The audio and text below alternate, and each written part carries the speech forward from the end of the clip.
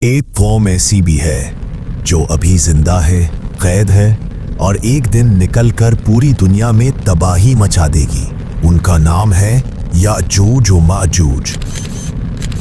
سورہ کہف میں اللہ تعالیٰ نے فرمایا اے ذوالقرنین، یاجوج و ماجوج زمین میں فساد پھیلانے والے ہیں۔ قرآن کے مطابق یہ دو وحشی قومیں اتنی خطرناک تھیں کہ ان کے خلاف قوموں نے حضرت ذوالقرنین سے مدد مانگی۔ ذوالقرنین نے لوہا اور پگھلا ہوا تانبا استعمال کر کے دیوار تعمیر کی، ایسی دیوار جسے آج تک وہ نہیں توڑ سکے۔ صحیح بخاری میں اللہ تعالیٰ یاجوج و ماجوج کو قیامت سے پہلے نکالے گا، وہ ہر طرف سے تیزی سے نکلیں گے۔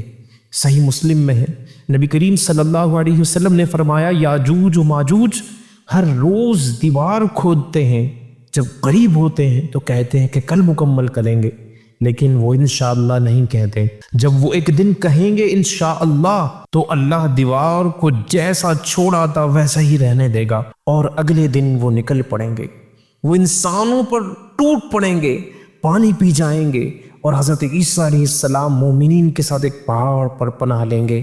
جب وہ نکلیں گے تو ہر چیز تباہ کریں گے، وہ اتنی تعداد میں ہوں گے کہ پہاڑ اور دریا ان کے سامنے کچھ نہ ہوں گے۔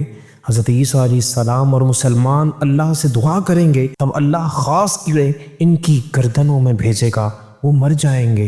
پھر اللہ پرندے بھیجے گا جن کی گردن اونٹوں کی گردن کی طرح ہوگی، وہ ان کی لاشیں اٹھا کر سمندر میں پھینک دیں گے۔ اور سورہ کہف کے اندر ہے پھر جب میرے رب کا وعدہ آ جائے گا تو وہ دیوار ریزہ ریزہ ہو جائے گی، یعنی ان کا خروج قیامت کی بڑی واضح نشانی ہوگی۔ یاجوج و ماجوج ابھی قید ہے، وہ دن دور نہیں جب وہ دیوار توڑ کر نکلیں گے، وہ دن قیامت کا آغاز ہوگا، اور پھر کوئی بچ نہیں سکے گا سوائے ان کے جو ایمان، توبہ اور علم کے ساتھ آج سے تیار ہیں۔ اللہ کریم ہمیں یاجوج و ماجوج کے شر سے محفوظ فرمائے کہ اللہ تعالی ہمیں ایمان کی حالت میں نبی کریم صلی اللہ علیہ وسلم کی بارگاہ میں مدینے میں شہادت کی موت عطا فرمائے۔